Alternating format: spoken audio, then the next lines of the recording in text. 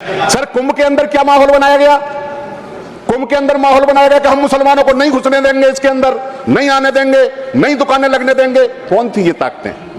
सरकार उन्हें रोकने के लिए क्या कर रही थी? कौन से मुसलमान डिमांड चार्टर लिए फिर रहे थे कि हम जरूर कुंभ के अंदर जाएंगे?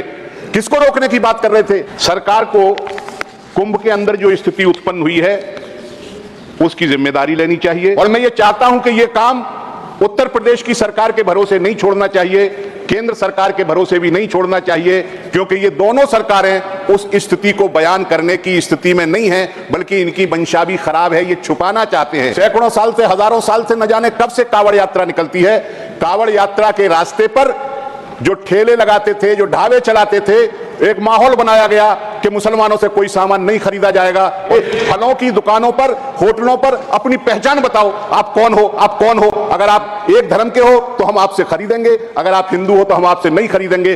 फल वालों के ऊपर भी उनके नाम लिखवा करके उनकी धार्मिक पहचान उजागर की गई। माननीय श्री जावेद अली खान। धन्यवाद उपसभापति जी। मैं धन्यवाद करना चाहता हूं राष्ट्रपति महोदया का कि उन्होंने पहले ही पैराग्राफ में मौनी अमावस्या के दिन प्रयागराज में कुंभ मेले में हुई दुर्घटना के प्रति अपना शोक व्यक्त किया। लेकिन इस काम को करने में सरकार को, और खासतौर से उत्तर प्रदेश की सरकार को, काफी घंटे लग गए थे। और आज तक उत्तर प्रदेश की सरकार उस दुर्घटना में मरने वालों की, हताहत होने वालों की सही संख्या नहीं बता पाई है। मैं चाहूंगा कि इस शर्मनाक स्थिति से निकलने के लिए सरकार को कुंभ के अंदर जो स्थिति उत्पन्न हुई है उसकी जिम्मेदारी लेनी चाहिए। जिन परिवारों का जानी नुकसान हुआ है या जो लोग घायल हुए हैं उनकी मदद करनी चाहिए, और जो मृतक हैं उनकी सही संख्या बतानी चाहिए। इस संख्या को हासिल करने के लिए सरकार एक सेंटर बना सकती है, एक वेबसाइट खोल सकती है, एक नंबर जारी कर सकती है कि जिनके लोग लापता हैं वो उस पर रिपोर्ट करें, और एक सीमित समय के अंदर जिनका पता न चल पाए, जो लापता रहें, उन्हें मृत घोषित करके उनके परिवारों की आर्थिक मदद सरकार को करनी चाहिए। और मैं ये चाहता हूं कि ये काम उत्तर प्रदेश की सरकार के भरोसे नहीं छोड़ना चाहिए, केंद्र सरकार के भरोसे भी नहीं छोड़ना चाहिए, क्योंकि ये दोनों सरकारें उस स्थिति को बयान करने की स्थिति में नहीं है, बल्कि इनकी मंशा भी खराब है, ये छुपाना चाहते हैं। इसलिए ये काम भारत की सेना को देना चाहिए, जिस पर कोई उंगली नहीं उठा सकता है। सेना के हवाले इस काम को करना चाहिए।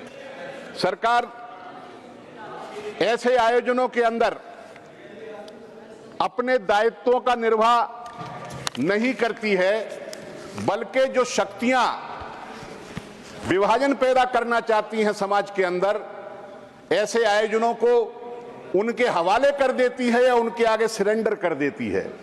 अभी पिछले दिनों कांवड़ यात्रा निकली थी। कांवड़ यात्रा कोई आज से नहीं निकल रही, कोई साल दो साल से नहीं निकल रही, सैकड़ों साल से, हजारों साल से, न जाने कब से कांवड़ यात्रा निकलती है।